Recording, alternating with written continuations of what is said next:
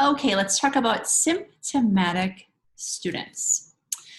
So if a child comes to the office with symptoms that are the following, okay, it would be cough, shortness of breath, difficulty breathing, and then a new loss of smell or taste.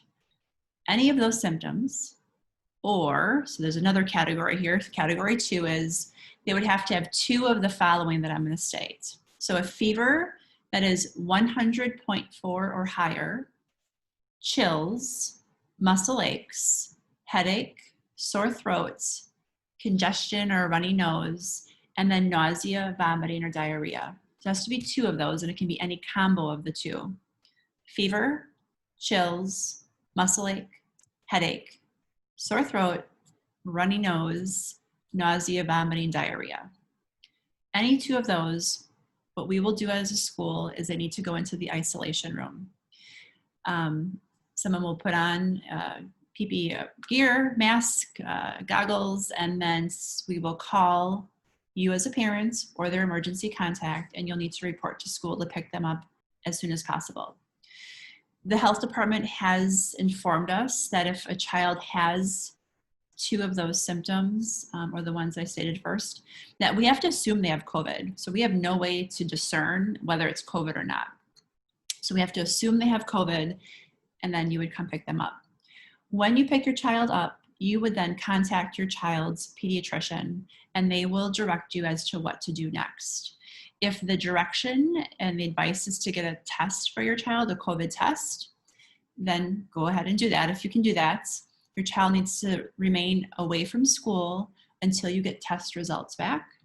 If the test result comes back negative, the health department has shared that your child could then return to school. If the test result is positive, you would then follow the guidelines from your pediatrician health department, which I talked about a couple weeks ago.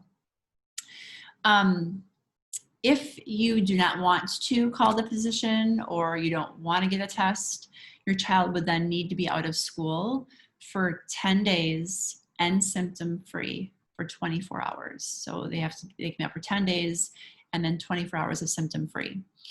And that's because we're just assuming they have COVID, okay? Now, we do know that the symptoms I listed are like, oh, I'm a parent and my child often has a runny nose and a sore throat. And this happened last year when I didn't know that there was COVID around. It wasn't around yet. So what do we do with those children who are sick, right? And it may not be COVID. Or you have a child with asthma that has things, difficulty breathing. Or you have a child with allergies, and every fall they get the runny nose, they get kind of a sore throat, kind of coughing, things like that. So if your child has a chronic cold or they have asthma or allergies and they come to the office and it's like, oh, these are now COVID symptoms, you have to go to the isolation room, we will call you, you'll pick up your child, you will call your child's pediatrician, and your pediatrician may say, you know, it's your child, every year they have these allergies, they may ask you to come in with your child, they may advise you that it's just allergies, and your child can return to school. So your child's physician will direct you what to do, but the health department has shared with us that if your physician says it's just allergies and they write a note that says, Johnny, poor Johnny always gets picked on, Johnny has asthma and I am comfortable with that child being in the school building, and that note comes back to school, that we can allow the child back into the school building.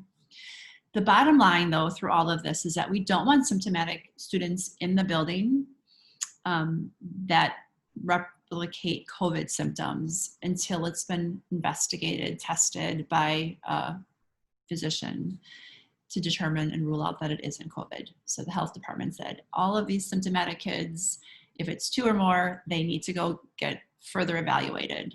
And then the negative test will have them come back, the quarantining will come back, or the letter from the doctor will get them back in school. The other question on COVID, so the section on COVID is, I have two more pieces to talk about. Notification. I've been asked by parents, and it was asked on of me this week. So how will we know as parents that there's a positive case of COVID? So if there's a positive COVID case, we would get notification from the health department.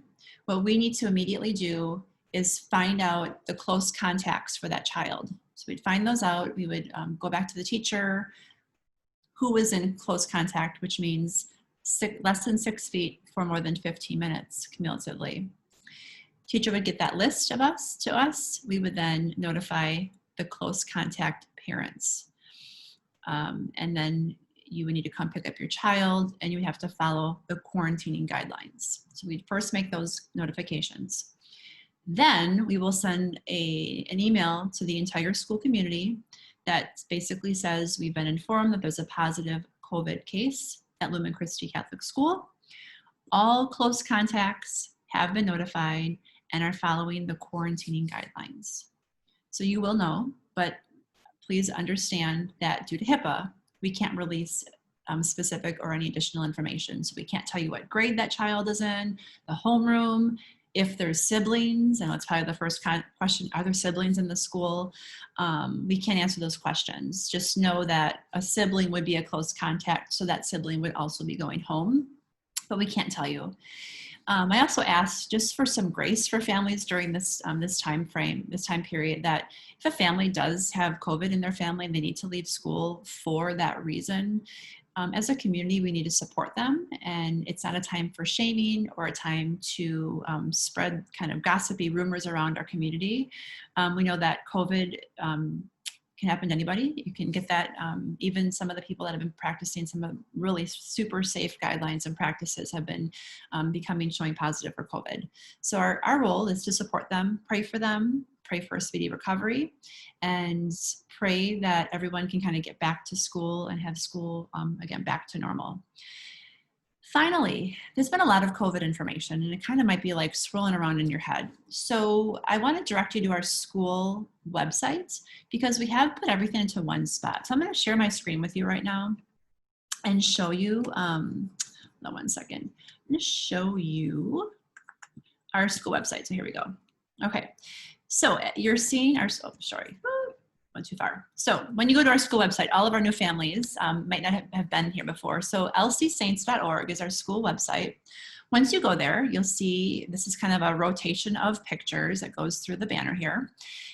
And then if you scroll down a little bit, these 4 pictures stay the same. If you click on our reopening plan, this will take you to a landing page that has every document about COVID. So it has our most up-to-date relaunch plan. It has the learning models I talked about a couple of weeks ago. It then has these 2 documents, which are super helpful. It shows you the protocols that we will be using for contact tracing. It talks about that. And then if you remember, this is that sort of if-then scenario. So if positive, what to do. Also, this is the health department quarantine flow chart. So it kind of is also replicating what I just showed you. This is from the health department. Your child was exposed, kind of walks you through. So we will be adding documents on to that site as they change, become available. So just make sure you know that you can go there. Stopping sharing this. You can go to our website and all information will be on there. Kind of a one-stop shop versus like, oh, where did I see that? Which chat was that in? Going back to YouTube, trying to scroll through. Everything that we talk about is up there. Thanks for listening.